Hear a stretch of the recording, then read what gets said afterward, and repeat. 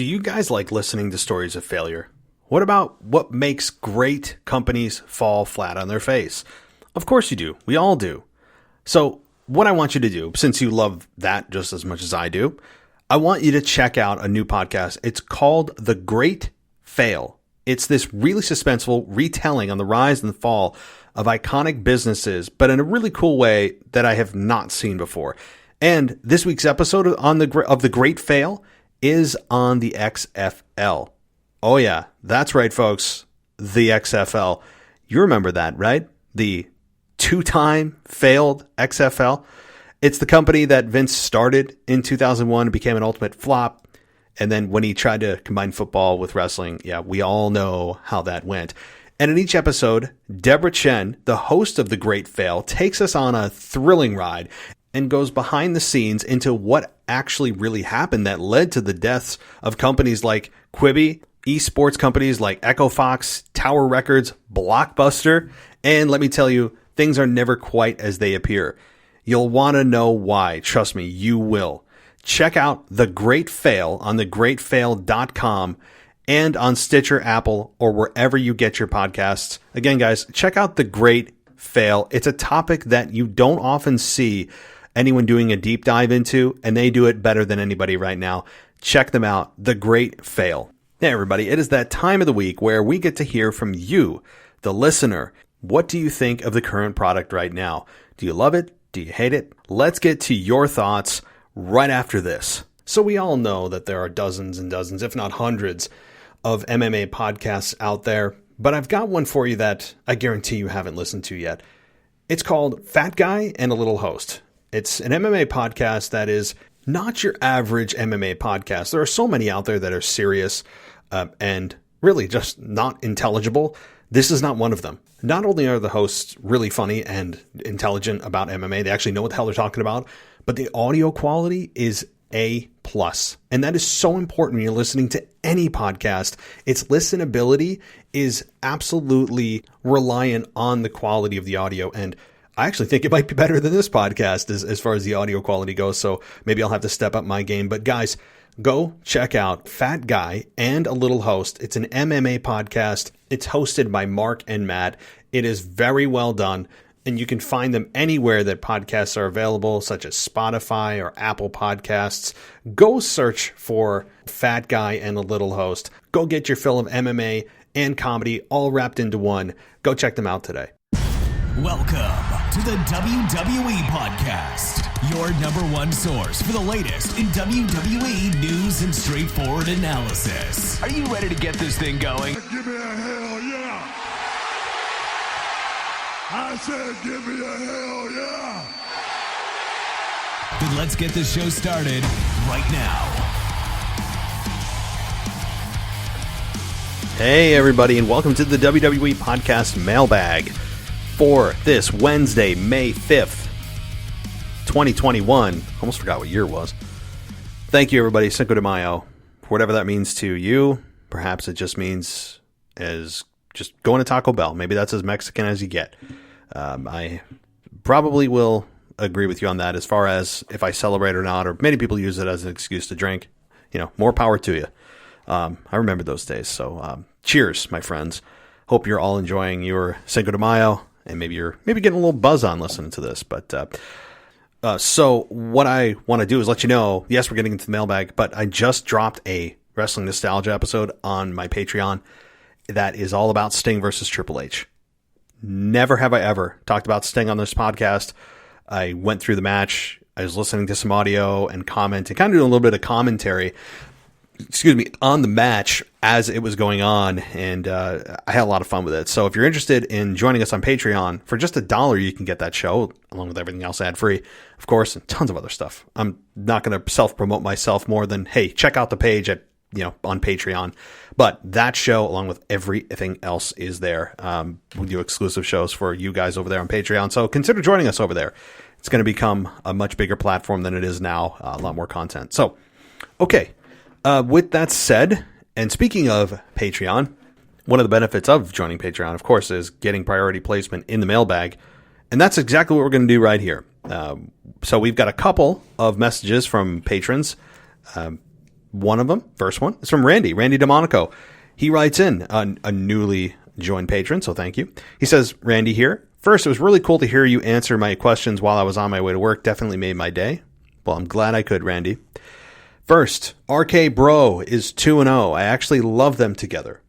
As you cannot stand Riddle, but love is in ring, I have to agree with Zach on him saying that it's just like Riddle and Dunn. Was great, then he got tired of him quick. My question is, do you think they will lose or win the titles? So, your first question... first of all, anyone agreeing with Zach is canceled from this show. Okay, like that's first and foremost. Anybody that says Zach was right over me is banned. So that's first and foremost. Of course, I'm just messing with everybody, but yeah, I hope Zach's listening to this as we extend our rivalry. So, as far as RK Bro, yes, look, I've given them credit because they have found something with Riddle. And his personality is just insanely obnoxious. Yet now with Randy, he's kind of that annoying younger brother dynamic, and I'm loving it. I've got to say, they were the highlight of Monday Night Raw this week. It's insane. And as far as do I think they'll lose or win the titles, I assume you mean the tag team titles. I think WWE recognizes that they have something here that they may not have thought they would have had bringing these two together. I don't think that they thought that. I don't think that they anticipated the chemistry being there as it is. And oftentimes you don't know if it's there until you turn the red light on and see what happens.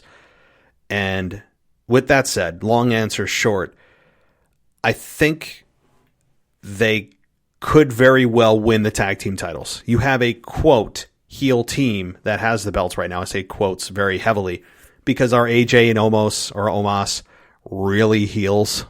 What are we supposed to dislike about them? I don't know. I really don't know. I don't dislike them at all, but they're cast as heels, even though they're not getting a heel reaction, at least in my mind, if fans were there. So could I see them eventually facing our, AJ and Omos? Yes. And winning? Yes.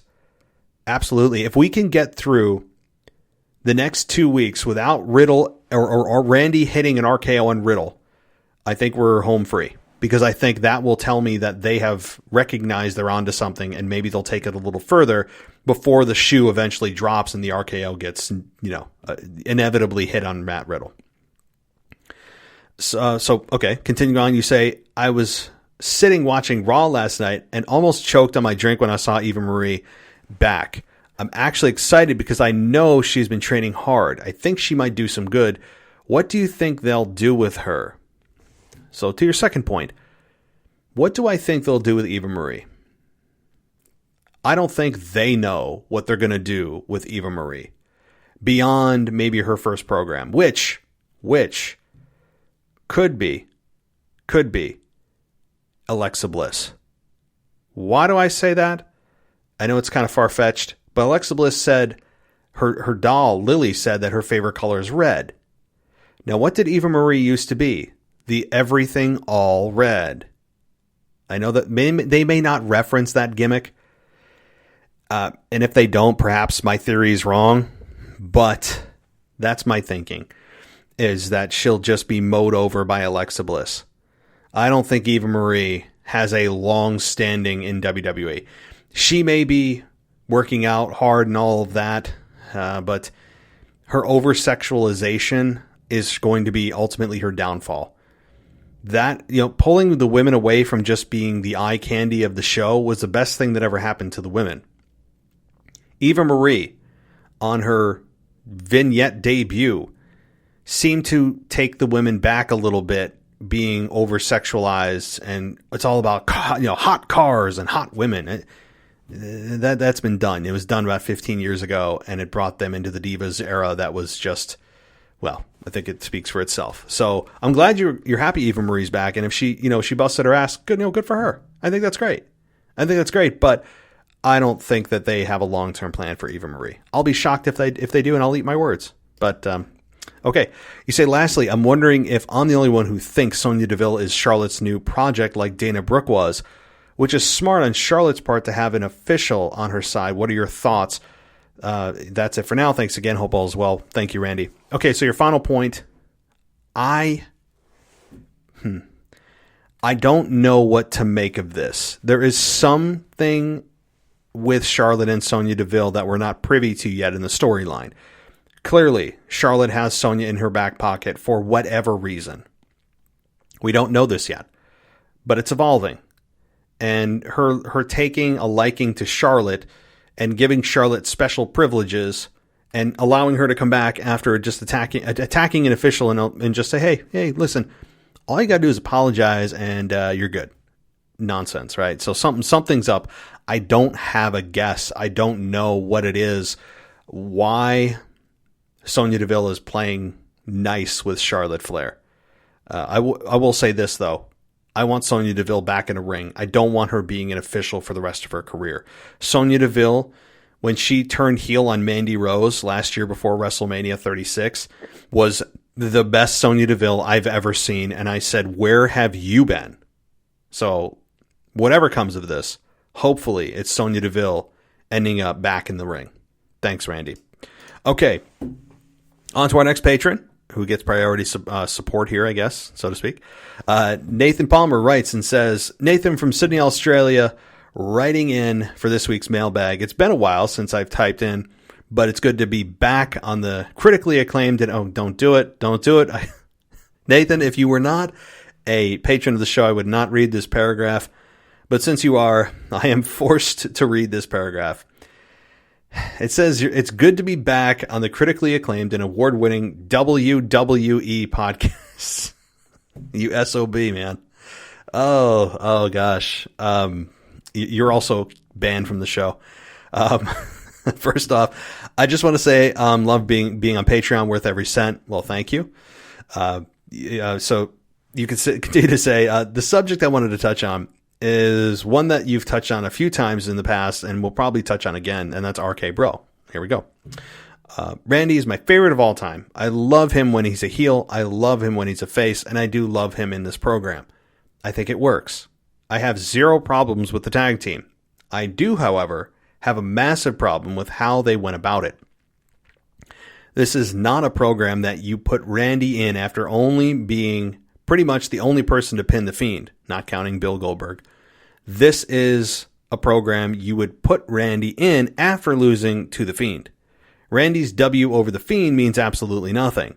Randy has taken a massive step backward. It just doesn't seem to make sense to me. I don't know why Randy couldn't have lost to The Fiend. Put Randy in this program with Matt Riddle. Put The Fiend in a program with Bobby Lashley, and put Drew and Braun in a non-title program together. Drew needs to get away from the title for a while. He's either been defending or fighting for the title for almost 18 months.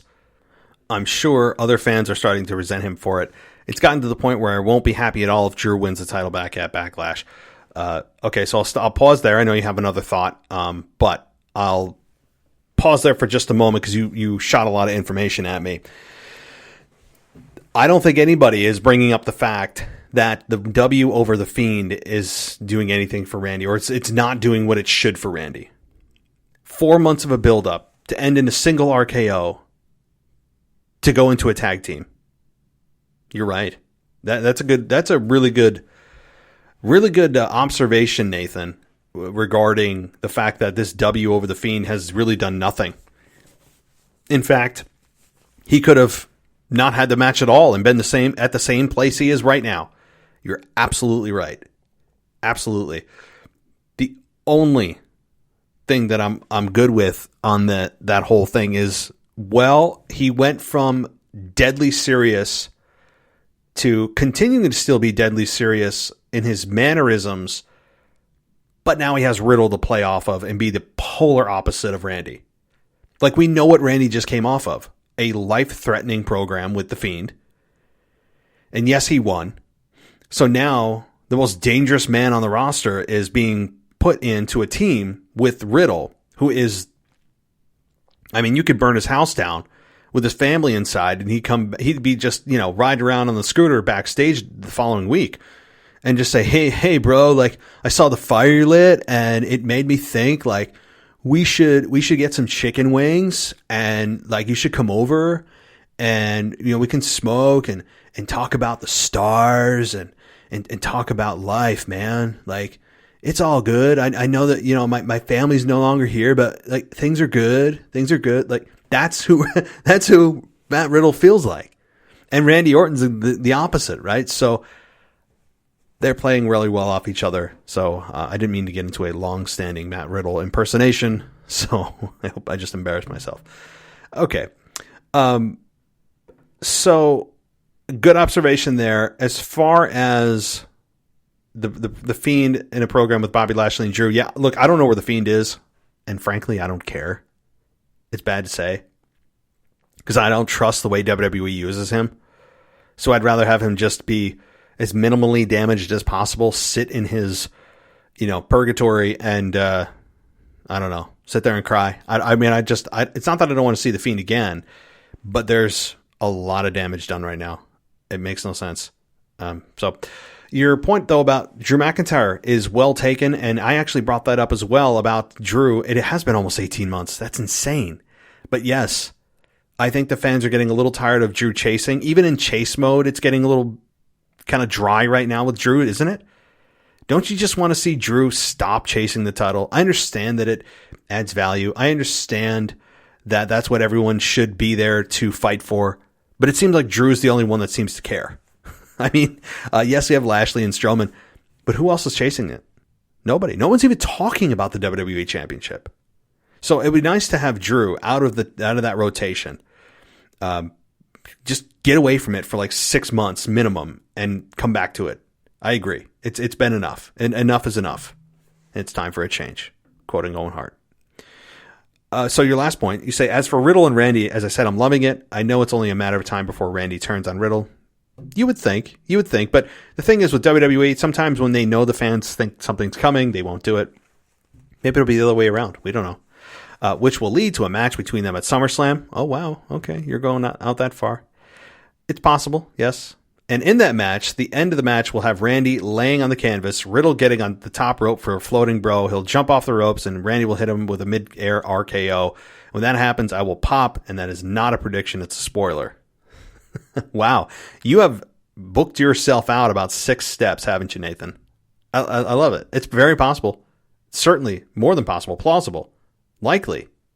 So thank you so much, Nathan, for your message and your patronage as well. You can join Nathan over there on Patreon and get yourself right at the top of the show.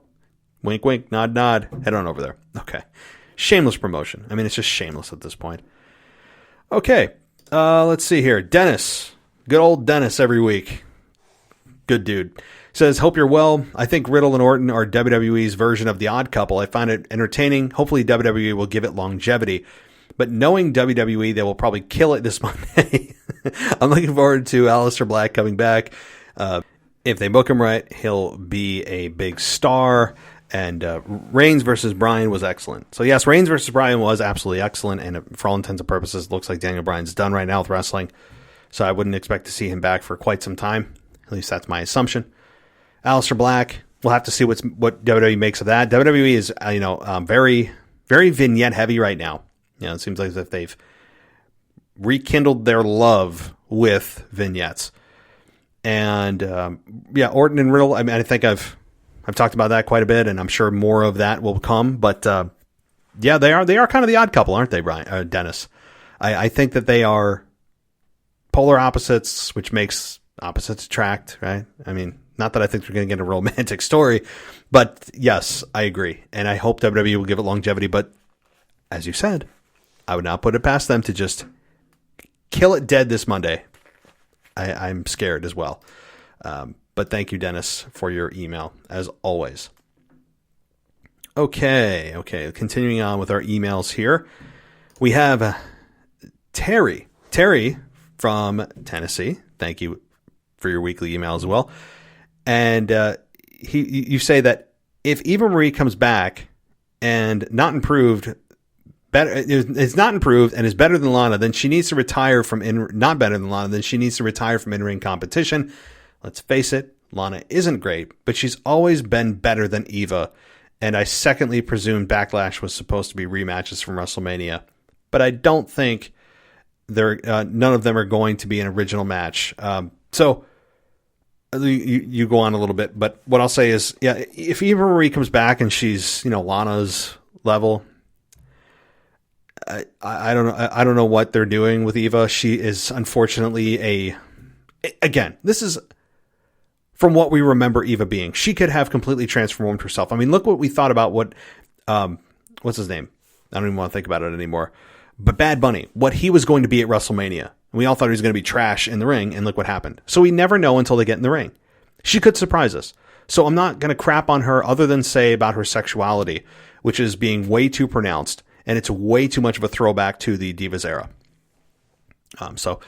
Okay, so you said Sheamus won't be defending against Riddle, and RK Bro is going to be the next intriguing tag team. Then you have Strowman put in the title match, making it a triple threat, and Daniel Bryan taken out of the Universal title match, Charlotte being added. I think it's going to be a fatal 4-way for the Intercontinental title, and so on. Just something I've noticed, but what do you think? Yeah, there aren't going to be any original matches, as far as, and nor should there be with a name like WrestleMania Backlash. It's probably one of the dumbest names in the history of wrestling, or in the history of WWE naming things. Although Great Balls of Fire was pretty bad. Remember that? The only reason I remember that pay-per-view is because Samoa Joe took on Brock Lesnar. Amazing match. God, I love that match. And that was bad. That was badly named. They've had some other terrible ones, but prepare yourself this year for WWE adding stupid slogans that every wrestler has to say in their promo. That just is it's takes you out of the moment kind of thing. But yeah, Terry, listen, I think it's going to be an interesting pay-per-view because it's going to wrap up everything from WrestleMania. We will not hear the word WrestleMania hopefully until next year's Royal Rumble. So I think it's going to be a lot of wrap-ups and a lot of new beginnings for this pay-per-view. That's what I think. Okay. Let's see. I don't know if I actually have any other emails. You guys were pretty light on the emails this week. So with that said, I'm going to take a pause for the cause, as Stone Cold would say. I'm going to give a little love to our sponsors of this episode, and then we'll be right back with your calls next. Do you guys like listening to stories of failure? What about what makes great companies fall flat on their face? Of course you do. We all do. So what I want you to do, since you love that just as much as I do, I want you to check out a new podcast. It's called The Great Fail. It's this really suspenseful retelling on the rise and the fall of iconic businesses, but in a really cool way that I have not seen before. And this week's episode of The Great Fail is on the XFL. Oh yeah, that's right, folks. The XFL. You remember that, right? The two-time failed XFL. It's the company that Vince started in 2001 and became an ultimate flop. And then when he tried to combine football with wrestling, yeah, we all know how that went. And in each episode, Deborah Chen, the host of The Great Fail, takes us on a thrilling ride and goes behind the scenes into what actually really happened that led to the deaths of companies like Quibi, esports companies like Echo Fox, Tower Records, Blockbuster, and let me tell you, things are never quite as they appear. You'll want to know why. Trust me, you will. Check out The Great Fail on thegreatfail.com and on Stitcher, Apple, or wherever you get your podcasts. Again, guys, check out The Great Fail. It's a topic that you don't often see anyone doing a deep dive into, and they do it better than anybody right now. Check them out, The Great Fail. So we all know that there are dozens and dozens, if not hundreds, of MMA podcasts out there, but I've got one for you that I guarantee you haven't listened to yet. It's called Fat Guy and a Little Host. It's an MMA podcast that is not your average MMA podcast. There are so many out there that are serious and really just not intelligible. This is not one of them. Not only are the hosts really funny and intelligent about MMA, they actually know what the hell they're talking about, but the audio quality is A+. plus. And that is so important when you're listening to any podcast. Its listenability is absolutely reliant on the quality of the audio. And I actually think it might be better than this podcast as far as the audio quality goes. So maybe I'll have to step up my game. But guys, go check out Fat Guy and a Little Host. It's an MMA podcast. It's hosted by Mark and Matt. It is very well done. And you can find them anywhere that podcasts are available, such as Spotify or Apple Podcasts. Go search for Fat Guy and a Little Host. Go get your fill of MMA and comedy all wrapped into one. Go check them out today. Welcome back to the WWE Podcast. Let's get back to more great wrestling audio.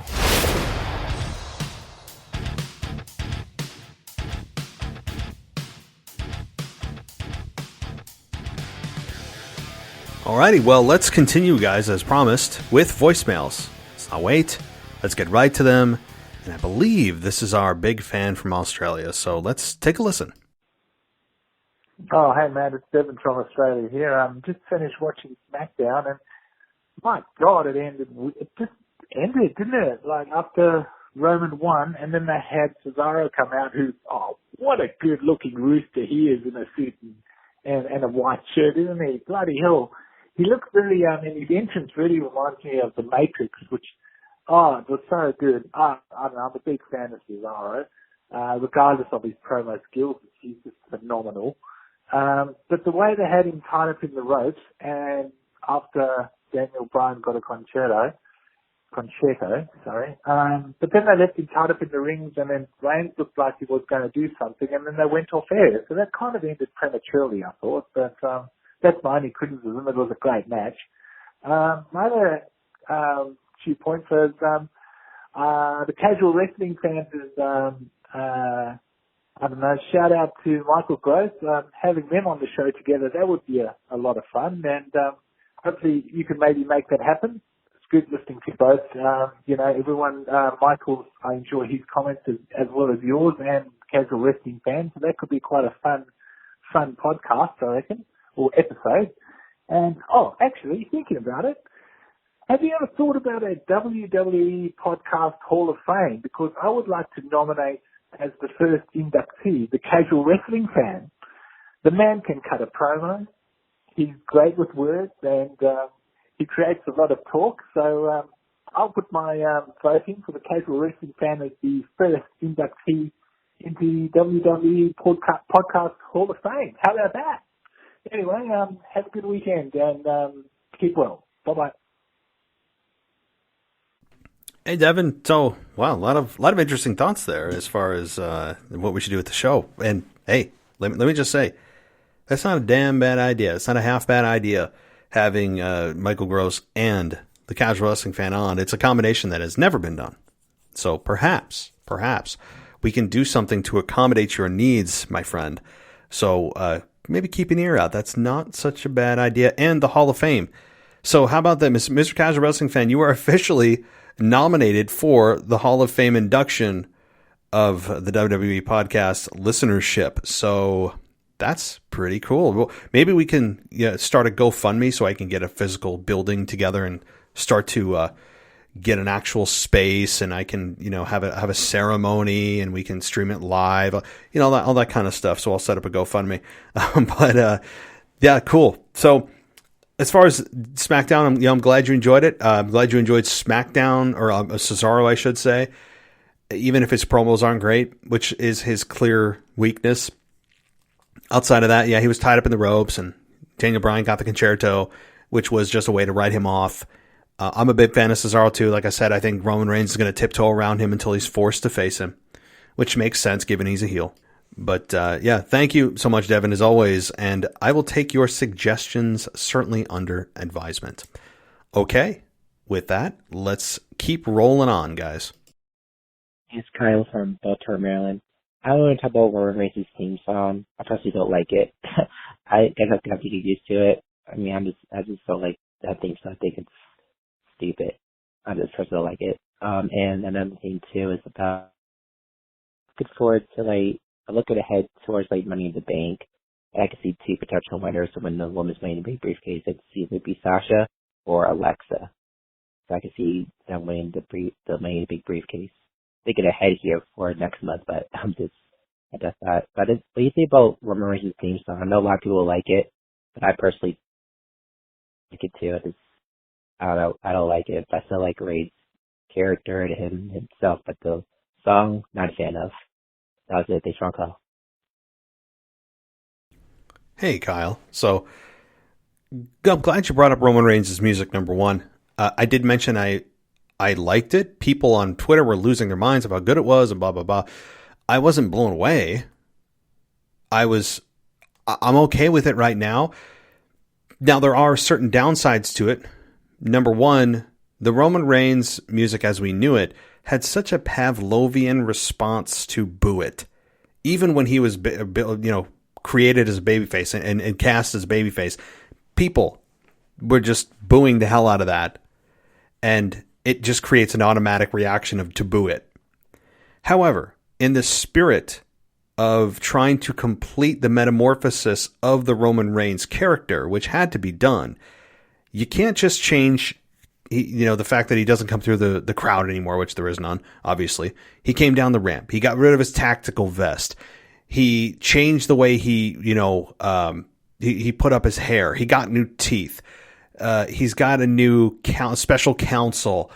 He's got a new attitude. He's got a new way to deliver promos. And the only missing piece to complete the metamorphosis or evolution, I should say, of Roman Reigns was his music. That was the last remaining thread to his old character. And this to me completes that evolution of the next step of Roman Reigns. So I'm willing to give it a chance in the spirit of an evolving character. So how about that? As far as who's going to win the Money in the Bank briefcase, I know that's a pay-per-view away, of course, in June. But I believe it could be Alexa. Alexa Bliss is probably my pick right now. A very early pick. We have no idea how things are going to play out. But if the Money in the Bank ladder match was tomorrow and Alexa Bliss was in it, I'd say she wins it. Money in the Bank briefcases are designed for heels to win. And Alexa Bliss carrying that around every week and maybe making it a dark briefcase and putting like pentagrams on it and all that kind of stuff. I could see Alexa Bliss being the winner of that match. That's a good pick. Sasha is possible, but she just got out of the title match. I think people are ready for her to move on to something else. But yeah, I think those are your top two contenders as well. Alrighty. And that leads us to the next voicemail. You guessed it. Hello, WWE Podcast World. What is up? This is none other than yours truly, DJ Kuzo, back at it again on your Mailbag show. First and foremost, I got to talk about what's going on Monday Night Raw with this whole RK Bro. I'm a little bit skeptical because, this is unlikely pairing of Randy Orton and Matt Riddle. But I want to see what's going to happen in the next couple of weeks with this tag team. Going from a serious feud to now being in this tag team with Matt Riddle. I don't know. So I'm a little bit skeptical. I'm not 100% sold on this team, but I want to see what's going to happen in the next couple of weeks. Speaking about Randy Orton, shout out to the Boss Guy. I was watching his video with the whole tomato, the backstage tomato sequence.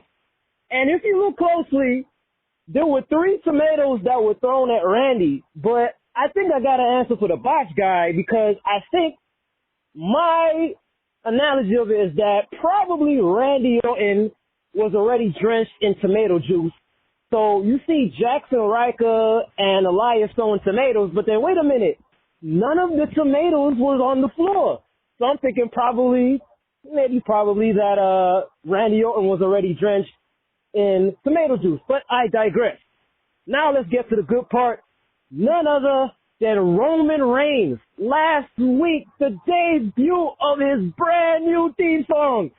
Oh my goodness. It was so epic. My goodness, man. Such a great theme music, and all the best to the new champ, all the best to the champion, Roman Reigns, as he continues to be the dominant, the head of the table, the top dog on SmackDown. I'll talk to you next time. DJ, thank you for calling in. I hope you continue to make it a regular thing every week. to give your thoughts. Always very entertaining and smart. So, yeah, it's funny. First of all, shout out to the Botch Guy as well. If you haven't checked out the Botch Guy, go check him out on YouTube. Seriously. I'm not just saying that to say that. He is one of the best in the biz, as they say, doing wrestling commentary. And anyway, yeah, I did notice that too. I just forgot to mention it. And I'm not playing, Monday morning quarterback, but I did notice that when they threw the tomatoes, number one, Randy Orton was in tomato juice, okay? I mean, it looked like he didn't get hit with tomatoes. He looked like someone just squeezed them over his head. And there was no way that, based on the angle that Jackson Riker and Elias were throwing them, that they could have possibly made Randy Orton look like that. I did catch that, and I'll have to go check out the Botch Guy. So good catch on that. I did notice, I just didn't write it down. I just took a mental note, and I was like, I'll remember to mention that, and I didn't. So a good catch there. Roman Reigns' music, I went over that. I think it's good. It is an epic music. It's got like movie quality sound or movie quality feel to it during like a dramatic fight scene or something like that. It's good. It's good. I think that, again, stripping anything of the old Roman Reigns away is good. Now, if we can only get rid of the Superman punch, we'll be all set. And stop calling it the Superman punch. I mean, maybe that's a start. Maybe that's a compromise. So, good. Thank you so much, DJ Kuzmo. Let's keep things rolling on. This is DJ Kuzmo back at it. Just a few more things I want to mention. Last week was such a classic match between Roman Reigns and Daniel Bryan. Great hard-fought match by Daniel Bryan going forward. He had a tough mountain to climb to take on the champion, but there was no chance that he would win. But great win, and a great way how SmackDown just put together this package of Roman Reigns and Daniel Bryan. Even they put it all together and they did a great job. Something that Raw should probably do a little bit more often. Also, I want to talk about what's going to happen this Friday night on SmackDown. This whole retro SmackDown. I mean, they got to have the old school. I'm talking about the fist, the big fist. Y'all remember the big fist? Bring back the big fist, because it ain't retro SmackDown without the big fist. And hopefully we can get Kevin Owens jumping off of the big fist. Last but not least, I want to shout out to all my Dogecoin army. We are on an incredible high right now. Let's ride this wave. This is going to be an incredible week right now. So far, we have 59 cents. So Dogecoin to the moon. And I'll talk to you next time. All right, DJ.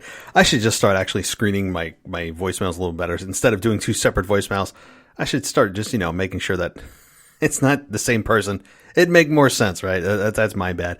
But okay, DJ, you do get a double dip. I never really I don't deny my listeners. Like if somebody sends me two voicemails, people find ways around it. Right? Like I say, 3-minute limit, and then they send me multiple voicemails, and then I'm a softie and I give in. But DJ, I'm glad you enjoyed the match. Daniel Bryan, Roman Reigns. I think most of us did. It was very good. Very good. A great way to remember Daniel Bryan for the time being. Maybe he does call it quits completely. We don't know. But if it is, the final match, Daniel Bryan, then I think we ended on a great one.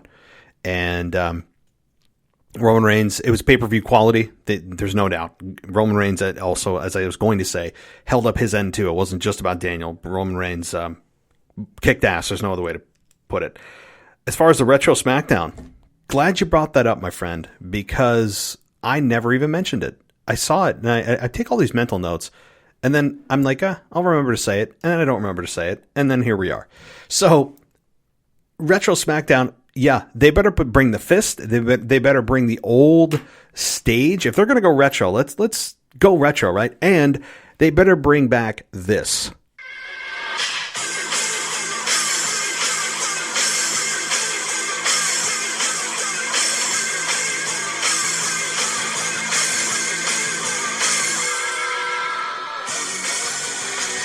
Right?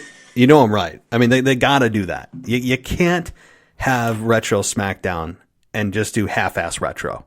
So I'm looking forward to it too. That's going to be a fun show if they do it right. Seeing an old SmackDown set, if they still have it. I mean, I don't know where Vince is going to pull the fist out of. Oh boy, that was a suggestive phrase. Jeez. Oh my God, it's late. I my point was maybe it's in a warehouse somewhere. Okay, I know what we're all thinking, right? Like maybe Vince should bend over. I mean, all right, I'm getting a little bit off track. All right, well, DJ, thank you as always, and as you said, because I say it, I'll talk to you next time, my friend. Okay, let's continue on. Hey Matt, it's Kyle from New York again. I have two questions about SmackDown. One, I don't know if you heard, but what I've heard, the reason why Bianca Belair is defending against Bayley at Backlash is because, not WrestleMania Backlash, is because basically Sasha Banks is taking a few weeks off. She's taking a little bit of time off. And basically, what they're trying to do is when she returns and does get that eventual rematch, it will mean more. When she returns, it will mean more. If do you think it's a good idea? I think it is, because it'll be worth the wait. Let Bianca defend against a bunch of people and then let Sasha come back. I'm fine for her coming back and getting a rematch right away.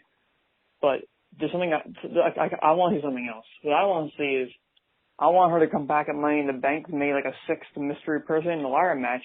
I want her to win Money in the Bank and try catching on Bianca, or like just chase Bianca every time she does a title defense. Sasha will always be there. She'll basically be like, "Watch out, Bianca! I'm in your shadow with the briefcase." Pretty much. That's what I want to happen. I hope it does. I don't know what you think about that. And the second question. So Daniel Bryan lost and got banished from SmackDown. Do you think he's actually done? Because everyone's thinking. I heard everyone saying like, "Oh, his contract's going to expire in September." But now I'm hearing that supposedly now he basically said in an interview or something like that. He said his contract's actually not expiring in September. All he said was it's expiring soon. So don't know when that is. It's either before September or after, probably. So if he's going to be here for a while, I've also heard a rumor that if he's going to be here for a while now, he might go to NXT. Do you think he's gonna go to NXT and have a few matches there? If he does, I don't think it's going to be like a full $10 run. I think he's going to only have matches at pay-per-views, only like a takeovers, NXT takeovers. That's what I think. Anyway, yeah, that's all for this week. So thanks as always, and I'll talk to you next week. Hey man, so I'm glad you brought up these different topics because they need to be addressed. Number one, Sasha Banks taking time off. Yeah, if she does, I think that's a good thing for her career right now. She does need to she feels like she needs a little bit of a refresh. Nothing wrong with that. It happens from time to time. So yeah, that could absolutely be the reason. And if she comes back and wins the Money in the Bank briefcase, sure, she could taunt Bianca Belair, and they had a blowout match. I mean, I don't mean that in a bad way. I don't know if blowout is considered bad. They had a stellar match at WrestleMania, and I think that they want to go back there again, maybe for SummerSlam. That's what I believe. So yeah, Sasha Banks could taunt Bianca Belair, and they have the rematch at SummerSlam. It's possible, but if you're a heel, you wouldn't tell somebody ahead of time, right? You want to take somebody when they are at their most opportune. So you're right. As far as Daniel Bryan being done, I don't think he's done. And when they said he's banished from SmackDown, you got to be careful of that, right? They didn't say he's banished from WWE forever. WWE does have two other brands, Raw and NXT. And as you alluded to, NXT I think would be a great home for him. I think NXT would fit him perfectly. Raw is also fine, I guess. It depends also if there's a draft. If there's a WWE draft and Daniel Bryan just ends back up with the same people he worked with on SmackDown, yet they're now on Raw, then it doesn't really shake things up for him. But do I think he's done? No. I think he's just done for now, figuring out his life. And if he needs to come back or wants to come back, he's not in a need situation, he's in a want, then he will. I think that's probably where he's at in his life right now. So I think he's done for SmackDown for now. And who knows how long. Okay, guys, one last voicemail, and then we're going to close out the show. Hey, guys, this is the Waz. Man, it's been a long time since I called in. Many times thought about it, just never got around to it. Anyways, I just wanted to call and support your idea about Matt Riddle and Orton just being a great thing going forward. I love it. I think it actually could be a way that they could force Riddle to become more serious. even if it did lead up, and probably will lead up to Randy turning on him, it will definitely benefit Riddle in the long run. I really think that'll help him. So I think that was a good call on their part. I'm really tired of seeing these different matches with tag teams where people are getting thrown in, particularly in the women's division, in a match. Doesn't say why they got there, but part of the problem is because there's just not enough women's tag teams. And really the same problem is with the men's. I know I've said it before, but they need to merge the Raw and the SmackDown Men's Championships for tag teams and make them one. I think it would be awesome. Just have somebody disappear for a while with the tag team, be like, what's going on? Where'd they go? And I don't know, something where they could just merge them. I've said it before. Strowman, guess we get more screaming from Strowman. I think the whole putting the three of them together in a triple threat match is dumb. I don't like it. I think it would have worked better to have Strowman interfere because he thinks he got ripped and he deserves something that he doesn't deserve, something to that effect. And then Strowman and McIntyre can go at it for a while. I don't know, but they've got to do something with that. A lot of what you're saying where they're just not completing storylines. They're not having a finish to the storyline. It's just, it's beyond aggravating. I feel like something's got to change because it's just getting worse. I love Lashley being champion. I want them to continue to make him champion. And then with Reigns, I want them to continue to do what they're doing, but I want to see Reigns just start demolishing guys. He came in and took that championship, completely wiping the floor with, I believe it was Goldberg and Strowman. He just took them out. And he looked dangerous. He looked scary. I want to bring some of that back instead of him relying so much on his cousin to do something for him or somebody else to do something for him. I want to see more of that side of him. But anyways, I know I'm probably almost out of time. Talk to you guys later. Bye. Hey, Waz. Well, first of all, great to hear you again. It feels like it's been forever. So thanks for taking the time. I know everyone's busy and we all think about doing something and then we don't. Trust me, I do it all day. Merging the tag titles. Yeah, I know that you have brought that up a few times, if I recall correctly. I love that idea. I think they should merge more than just the tag titles. I would merge the women's title. I would merge I would even merge eventually the Universal and WWE, although I don't think they're going to do that. IC and US, I wouldn't touch that. So yeah, maybe just the women's championship and the tag team championships, both tag team championships. That's what I would do because yes, the women have a roster. It's not as deep as the men, right? So if you have one women's champion for the entire roster, instantly the belt becomes more valuable because there's fewer of those belts running around. And it's simple math and economics. It's very simple, except they'll never do it. Why? Because as long as the brand split lives, they won't do it. You could say, well, they'll float them. But then you'd always have to have making sure that, well, both of those floating champions aren't only on one brand and that they have to find equal representation of the championships on both brands. Meaning if the women's champion is feuding with somebody on Raw, you got to have the tag team champions fighting with somebody on SmackDown. And then what if that doesn't work? They probably feel there's too many moving parts, and to have more championships is better, which I completely disagree with. And you do too. Braun Strowman, like you said, screaming Strowman. That's what he is. He's a screaming buffoon. Talented, in-ring presence, good in-ring for his size. But Shane McMahon, his analysis of Braun Strowman's character, the more and more you hear it, and the more and more you hear him speak, it kind of sounds right, doesn't it? Braun. So, yeah, I know that you're frustrated with the way that they set it up, but here's the reason I think they added Strowman to the match. He's there to take the pinfall. It's to protect Drew and protect Lashley. Lashley's going to end up pinning Strowman off of a Claymore, and that way Strowman takes the pinfall, which, I mean, it's not going to hurt him. He's not in anything super important right now, or, you know, Braun Strowman's not in a vulnerable position in his career right now. He's done it all as far as going through the bad stretches, I think, and he's at the Teflon point. My point is, Lashley is protected by keeping the championship. McIntyre is protected by not being pinned or submitted, yet also hitting the fatal blow that created the pinfall for Lashley. So that's my thought. That's how I think that's going to go down. So, or he hits a Claymore and Braun Strowman gets hit with a Claymore and he stumbles into the Hurt Lock and Braun Strowman passes out and Lashley wins. That's probably what's going to happen. It's going to take a little bit more than just one Claymore. So, all right. And not completing storylines. Yes, I think that's a major problem as a whole in WWE of just starting, stopping.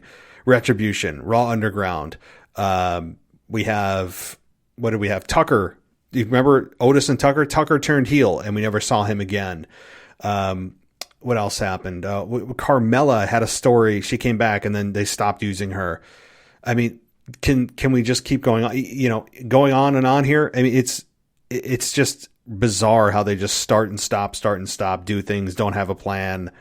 It's tough. I agree. It's tough to keep emotionally invested. So, Waz, thanks so much for calling in, and thanks to everybody for taking the time to join us here and to call in. If you'd like to join us, you can do so next week. Call us 518-952-0247. Leave a voicemail and we'll get you on the show. It's a lot of fun, as you just heard. And you can also email us at realwwepodcast@gmail.com.